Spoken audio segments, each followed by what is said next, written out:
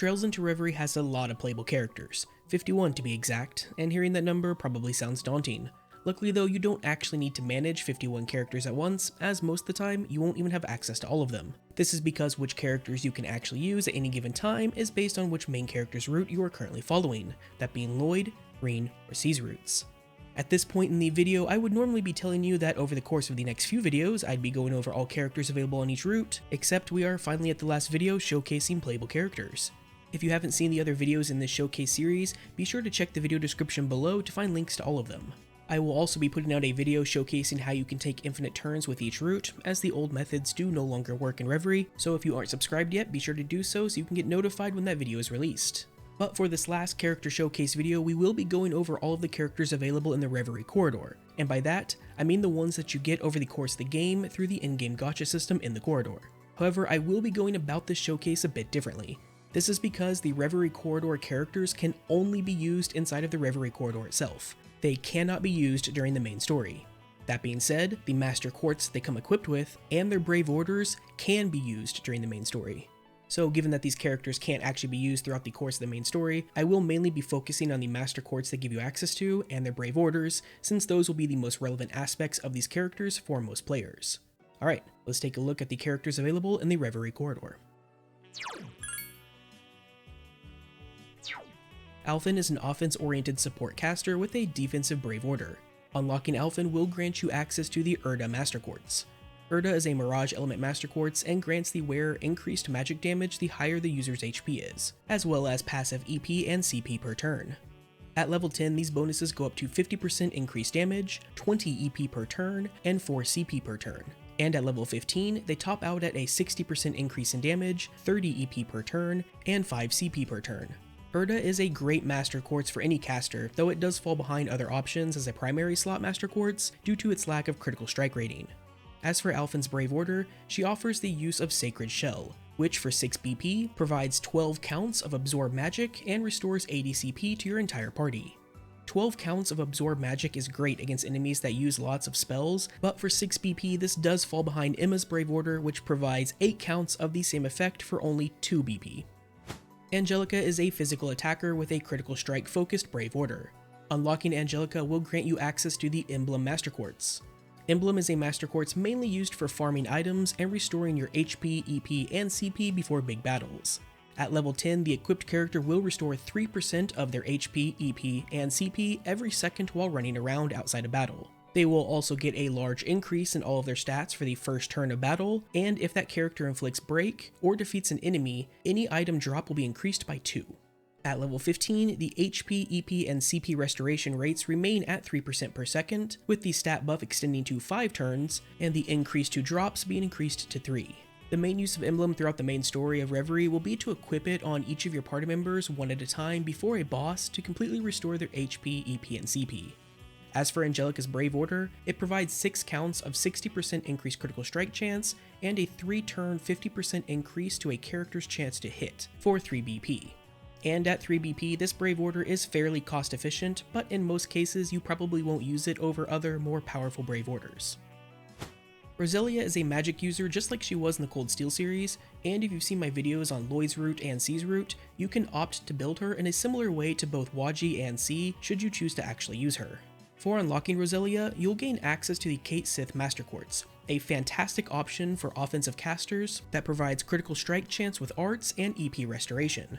At level 10, the equipping character will gain a 36% chance to absorb magic damage, 50% critical strike rating for arts, and restore EP based on 20% of the damage they deal with arts. And at level 15, these bonuses will increase to 40%, 60%, and 30% respectively. Roselia's Brave Order, on the other hand, is far less useful, providing 4 counts of 0 EP and a large ATS buff for only 1 turn. EP is already not an issue with how easy it is to restore it, not to mention many of the best caster builds only use rank 1 and 2 arts to begin with.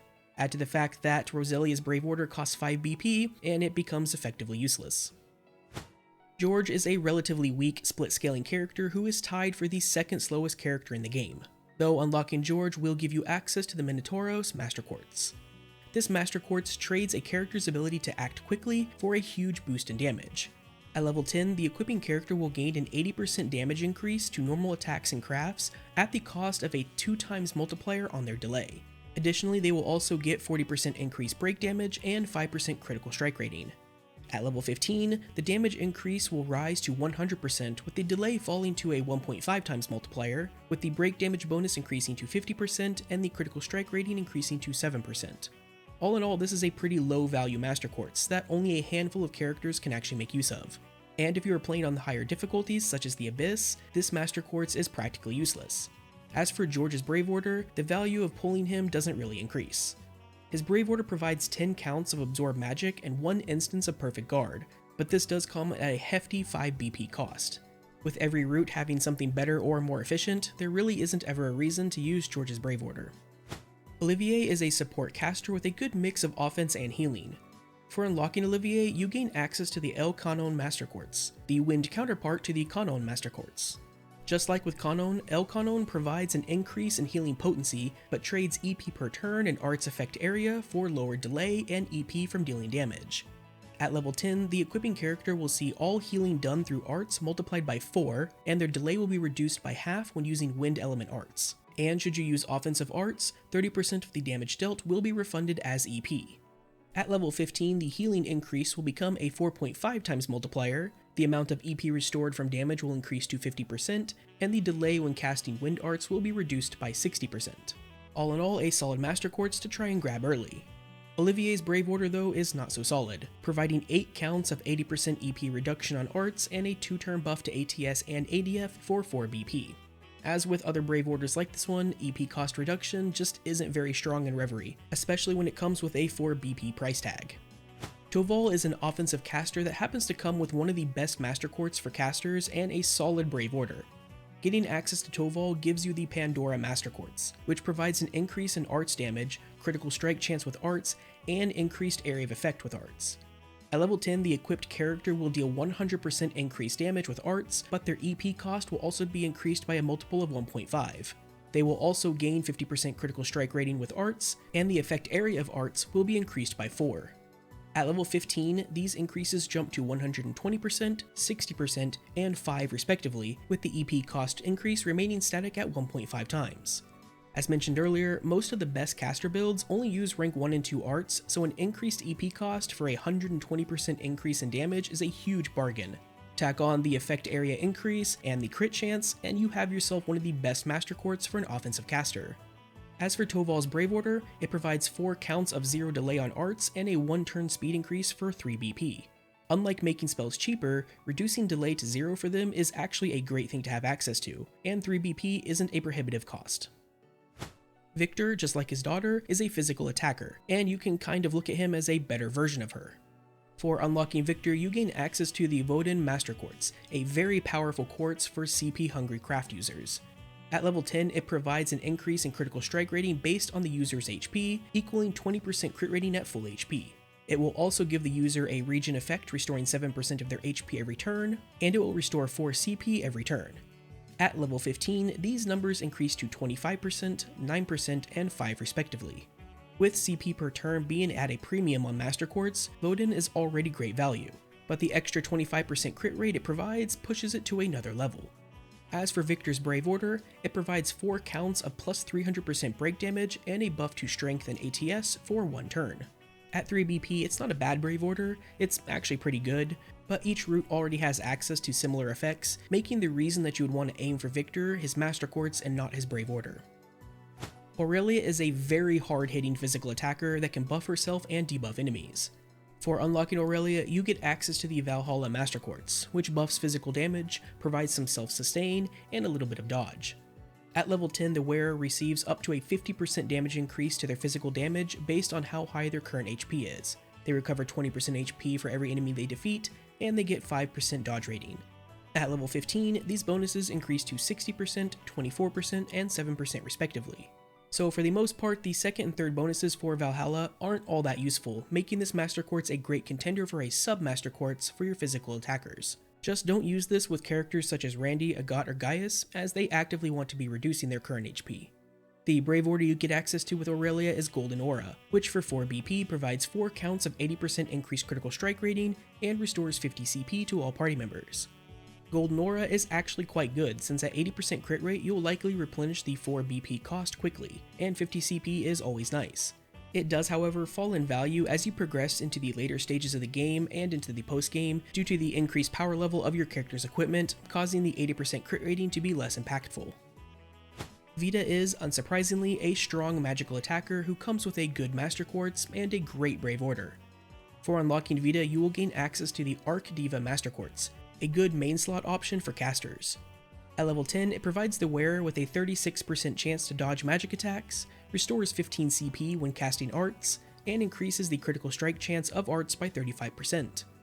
At level 15, these bonuses increase to 40%, 21 CP, and 40% crit respectively.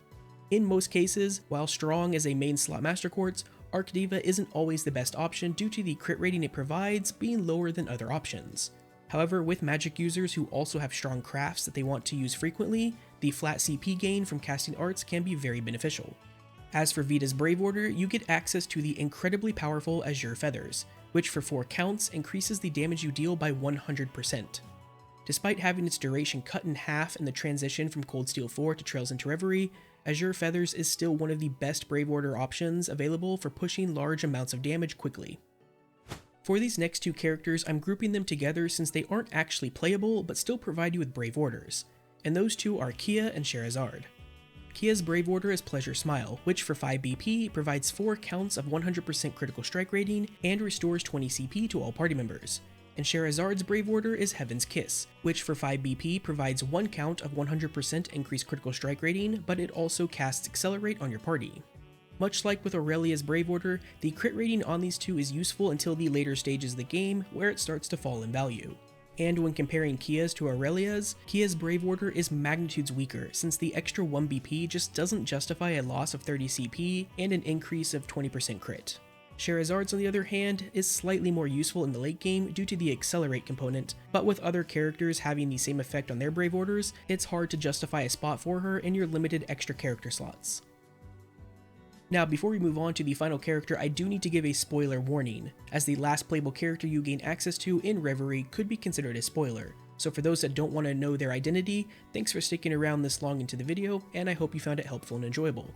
Also, before you go, don't forget to like the video and consider subscribing to the channel if you haven't already. I have more Reverie content coming in the future. I've also put up some content already on the next arc in the series, Kuro no Kiseki, and we'll ramp up more on that when it finally releases in the West. Now, for those of you sticking around, let's talk about the final character in Trails into Reverie. McCron is the last playable character you get access to in Trails into Reverie, only available post-game, and he is a powerhouse. He's a split-scaling character wanting both physical and magic stats, but due to his innately high values in both, it really doesn't matter which you focus on, as he'll hit like a truck regardless. Much like his character as an enemy, McCron has a unique burn debuff on most of his offensive crafts, which deals significant damage over time to enemies. He can also instantly kill enemies with some of his crafts, and he can dispel positive effects on enemies. And after using his Blazing Demon self buff, McCron has the single hardest hitting S-craft in the game at 6S damage with an S break rating. For unlocking McCron, you get access to the Valor Master Quartz, which provides a significant amount of crit rating and self-sustain. At level 10, Valor gives the wearer up to 20% crit rating the higher their current HP is, heals them for 7% every turn, and if they were to die, will automatically heal them to 75% of their HP and restore 150 CP once per battle.